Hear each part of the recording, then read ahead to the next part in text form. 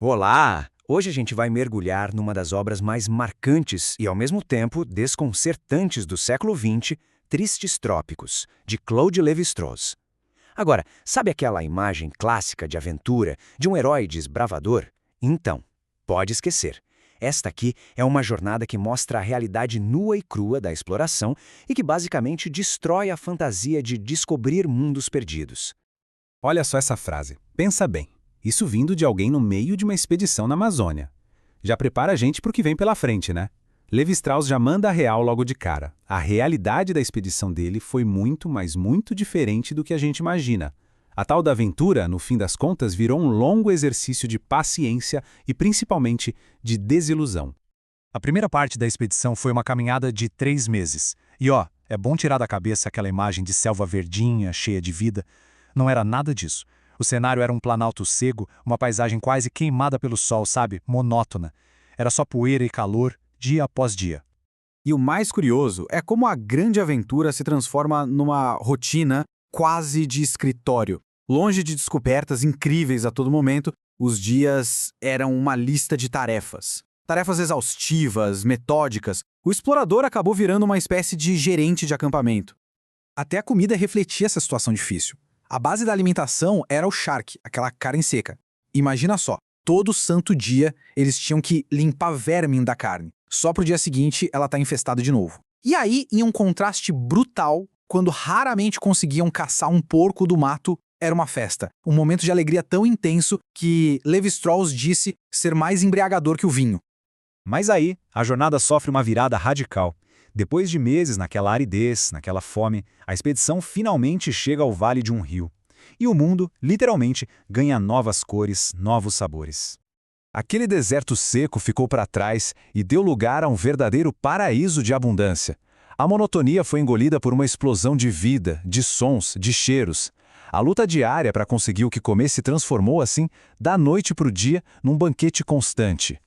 A fome acabou, e acabou em grande estilo. O rio tinha uma variedade tão incrível de peixes que eles faziam uma espécie de bulliabesse amazônica. A comida ali deixou de ser só para matar a fome e virou uma verdadeira celebração daquela fartura toda. E não era só o rio, não. A floresta também começou a entregar seus tesouros. Frutas exóticas, com sabores que Lévi-Strauss descreve de um jeito até poético, que faz a gente esquecer completamente da dureza do Planalto. Cada fruta era uma nova descoberta, um pedacinho do paraíso.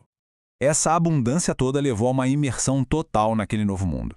E as anotações dele mostram isso. Com refeições que, pra gente, soam bem exóticas, mas para eles era prova de que tinham entrado num outro universo, com outras regras e, claro, outros sabores.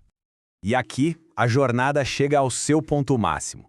Depois de toda a dificuldade, Lévi-Strauss está prestes a conseguir o que ele mesmo chama de recompensa suprema para um etnógrafo. Em 1938, essa era uma oportunidade raríssima. Era a chance de ver de perto uma humanidade que se desenvolveu de um jeito completamente diferente. Era como se olhar num espelho de um passado desconhecido. A expectativa não era só grande, era a razão de ser de toda a expedição. E ele consegue. Encontra os Mundey, um grupo pequeno, de umas 25 pessoas. Ele descreve tudo de forma bem objetiva, a aparência, os adornos, a cordialidade deles. O cenário perfeito, né? Tudo que um antropólogo poderia sonhar estava ali, bem na sua frente. Só que aí vem a virada. Justamente no momento do triunfo, acontece uma coisa totalmente inesperada. O que ele sente não é alegria, nem euforia. É um vazio profundo. A recompensa suprema se revela uma decepção imensa. E é nesse momento que a crítica se volta para dentro. Lévi-Strauss começa a questionar a base de toda a sua busca. Aquela ideia de procurar povos mais autênticos, mais puros. Será que isso não era um erro? Ele se pergunta se não foi um erro da própria profissão dele e dele mesmo acreditar que os homens nem sempre são homens. Essa citação dele resume perfeitamente o paradoxo. Ele estava ali, fisicamente ao lado daquelas pessoas, podia tocá-las, mas existia uma barreira, um abismo de cultura e de linguagem que o impedia de realmente entender o que se passava. A proximidade física só deixou a distância intelectual ainda maior, tornando tudo muito frustrante. E a narrativa não para por aí. Ela muda o foco para outro grupo indígena, os Tupi-Cavaiba. É aqui que a desilusão pessoal do Levi Strauss se conecta a uma tragédia histórica muito, mas muito maior. Essa linha do tempo mostra a velocidade assustadora da destruição. Em 1915, o Marechal Rondon encontra um grupo forte, com umas 600 pessoas. Pouco mais de 20 anos depois, quando Levi Strauss chega na região, só restavam 7 sobreviventes. 7. Doenças, conflitos. As consequências do contato praticamente varreram uma cultura inteira do mapa em 2 décadas. E aqui a ficha cai de um jeito brutal. Ele percebe que não está vendo um mundo intocado. O que ele encontra são os destroços, os fragmentos de culturas que já foram fulminadas, a palavra é dele, pela expansão do Ocidente. Ele simplesmente chegou tarde demais. E essa é a conclusão assombrosa. Ele faz uma alusão ao livro Robinson Crusoe, sabe? Ele fica procurando um sinal de um mundo realmente outro, a pegada do Sexta-feira numa praia deserta. Mas ele não a encontra. A busca por uma humanidade pura, não contaminada, termina em fracasso.